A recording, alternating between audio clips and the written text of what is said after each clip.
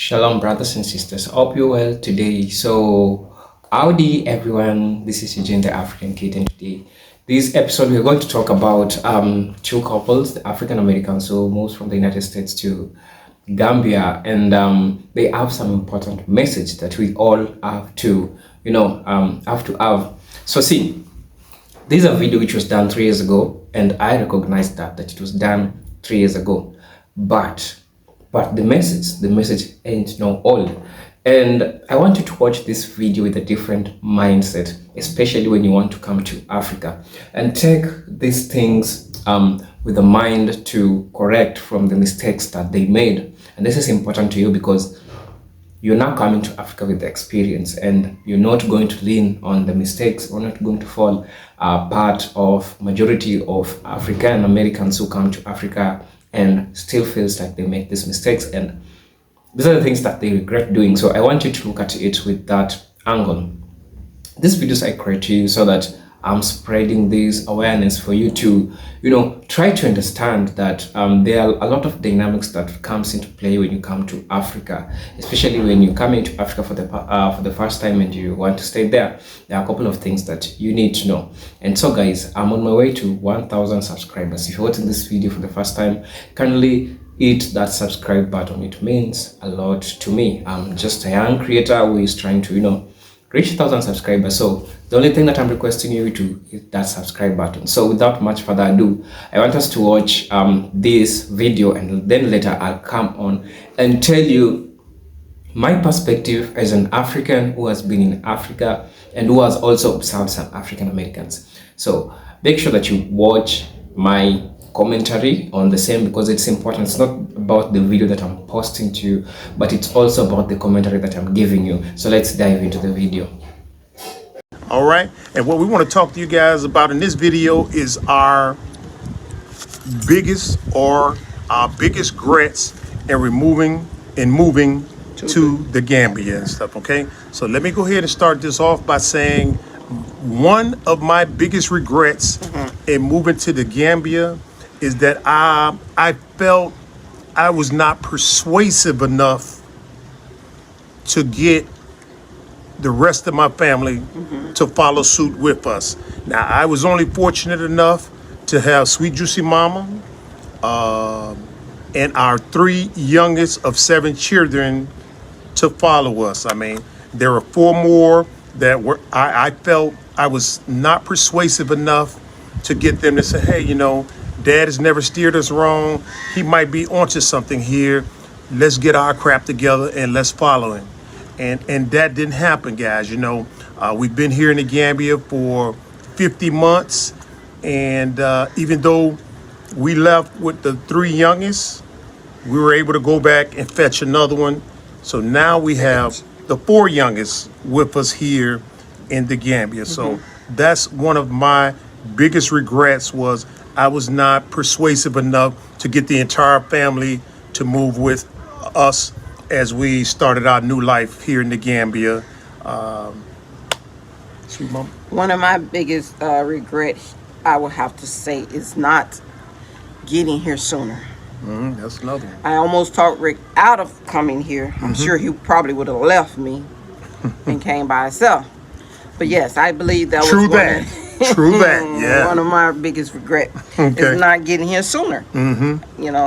I wish we'd have got here a little earlier. Right. And maybe learn the language. And you know what? It's raining on us right Yeah, now. what we gonna do? You want to go to another area, or we just stick it out in the rain? Cause your I ain't camera. getting wet. What about your camera? What's your I camera? don't want to get sick. Let's go. We'll be back, guys. Okay, yeah.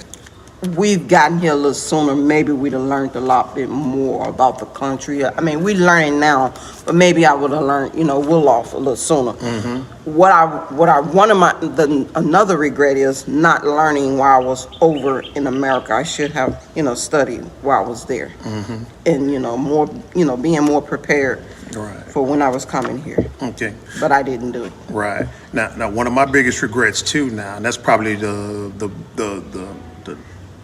most important is, like Sweet Juicy Mama said, not getting here earlier. We listen to all that little negative hype that they kind of, try to shove down our throat in America, saying, hey, stay here.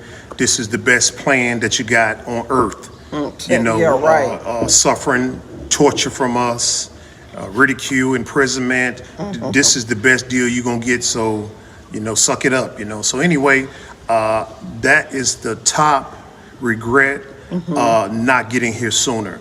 Now you can kind of look back in retrospect and say, yeah, we didn't do this as well, and we didn't do that as well. But finances do run a part of making that transition from the devils to humans and stuff. Right. The place where they reside. And had I been on my P's and Q's, we would have stopped paying bills a lot earlier. I would have Stop paying bills. we should have let the electricity ran out and took as many extensions as possible and pocketed that money. You know what I'm saying? The telephone bill. Hey, let that bad boy run and then try to extend it out as long as you possibly can, but you're still saving money because you're not going to use that electricity again forever. Ever? Yeah, forever. that's true. That sounds good Yeah, now, but back right. then, I don't know. Yeah, I'm just keeping Yes. it real because you need as much finances as possible to come over here. That's and true. so, I say, hey, you're leaving that system, cash out your chips. You Yep. know what I'm saying? Just Now, take whatever you can. take whatever you can. Now, if you plan on going back, then you might want to kind of contemplate the impact on your credit score. You know how they say That's you some want, garbage. yeah, you want this elusive credit score so we can loan you money and stuff, which they never do.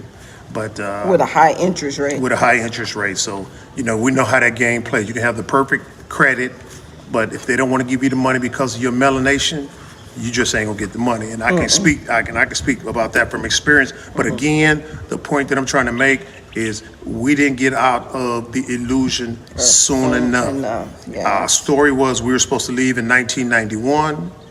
We didn't leave until 2016.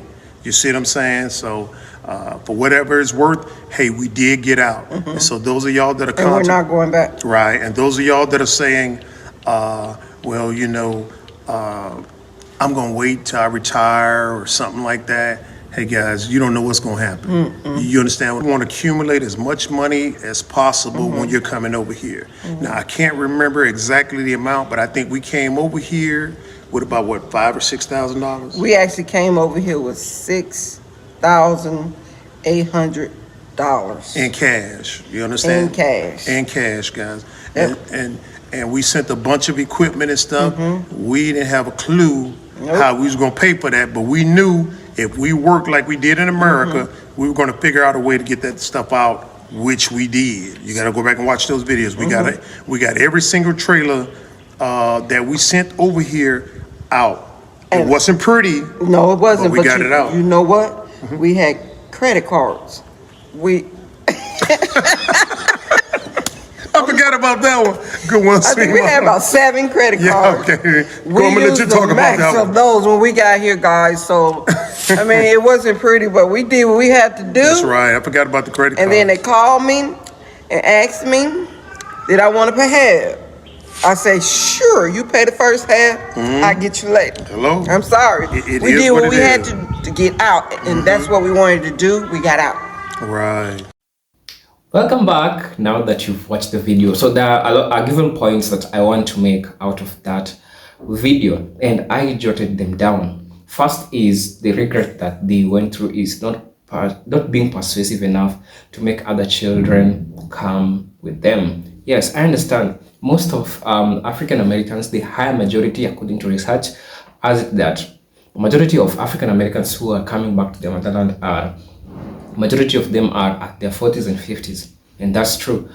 And this age means that you have children, you have established maybe businesses in the United States, you have different things which are going on in your life, and now it means that this type of transition will have to impact you in a different way because you're leaving your family back there, or you are coming back and leaving your loved ones back in the United States. Now these couples say that be persuasive enough to make other children come. I know this is something which is so controversial. There are young children back there in the United States. They're 15, 14 years, 13 years, 10 years, 17 years. they don't wanna come to Africa. Possibly they haven't learned much about Africa. They don't know much about Africa, and they're not much into Africa. They see in Africa like just a place where it's boring to them, because they're used to being in the United States, and so it's so hard to convince them to come with you. So what you can do in this place is to try to convince them well enough. Try show them, our young children are doing well in Africa, and those facilities that they are seeing in the United States, tell them that they are in African cities. I don't know the country that you're planning to come to, but it's so important. It's so important to convince your children, to convince your kids to come with you, especially when you have that position of coming with you. I think that's important. Try to show them that we have different populations in Africa, and those facilities that you think that you'll be missing, if it's their favorite video games, carry on with them. I don't know, the favorite games they like to play, carry them with them. Let them come to Africa. They'll find friends that they will play with, but just try to convince them hard enough for them to come to Africa. And I think that's important, because you see, when you leave your children back in the United States and you're in Africa, how do we call this? We call it American problem following you back to Africa. You see, your past starts smelling in your future. What do I mean by this? I mean that you'll receive a call. Hey daddy, something happened. Hey daddy, I need this. Hey mommy, something's happened. Hey pops, I want this. Hey pops, I miss you. And so these things will derail your peace of mind while in Africa. Remember, you came in Africa to enjoy the African's nature, to interact with your brothers and sisters in Africa. But now when you're in Africa and you're not in peace that you intended, you're not having it simply because you left, still have American problems which are following you to Africa. So you see, it's a problem. So that's why I highly advise you to, carry them, especially when you have the family. This is a different case for youngsters. We have, but this is a small population of people at their 20s coming back to Africa. Sorry for the hiccup. They're in the United States, they're coming back to Africa. This is different because maybe they have their parents there, they have their mother, their father, their siblings. They have left them there, but they don't wanna, they are not well enough to come with them, or maybe their parents doesn't buy the idea of, going back to Africa. It's not everyone who loves coming back to Africa. That's true. So it might be different. It might be different for them. But when you are established mentally as a young person and you want to leave your family in the United States and you want to come to Africa, I think it is important to you to consider that we have different ways of ensuring this work. You can do video calls, FaceTime your dad. For example, in Kenya, we have a strong network. You can live stream, face call your loved ones, your friends, carry your video games. You can play in Africa. We have different facilities, basketballs, different social amenities where you can just have fun the way you used to have in the United States. There's no difference. So I feel like that's really important part that our brothers and sisters from the diaspora. I've talked about two type of categories of people. We have people at their 50s who are coming to Africa. They tend to have a number of families there. Find a way, if you can't convince them well enough, find a way to, bridge the gap of the distance and missing them, and how this might interfere with you psychologically while in the United States. Children are part of us and they'll always remain part of us. I don't have a kid, I'm still at my 20s, but I recognize that as a 20-year-old boy. Yes. The second thing that they also noted down that I want to expound on is they never learned in America before coming to Africa. This is important. While if you are still in making the decision which country you want to come, fine, well and good, but this is conventional to everyone who wants to come to Africa. The number one step thing that they always want you to do is know the country that you're coming to. It's not all about knowing the country that you want to come to.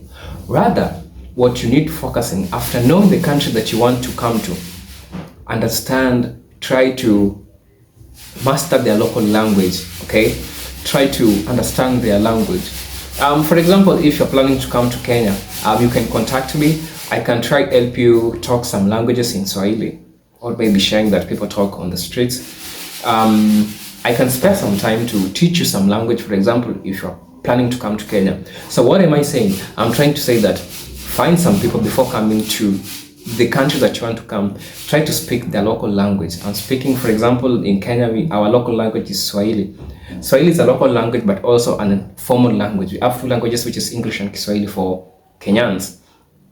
But Kiswahili is widely spoken, especially for non-informal sectors like in the market, on the buying shops, on the streets, interacting with people, interacting with locals. Don't expect everyone to speak with you in English, and most of you have fallen into troubles with that. I think I did a video of a Rwandan guy who hardly nothing happened when he went to Rwanda because people couldn't speak with him. The only problem that he made was not to learn the native language.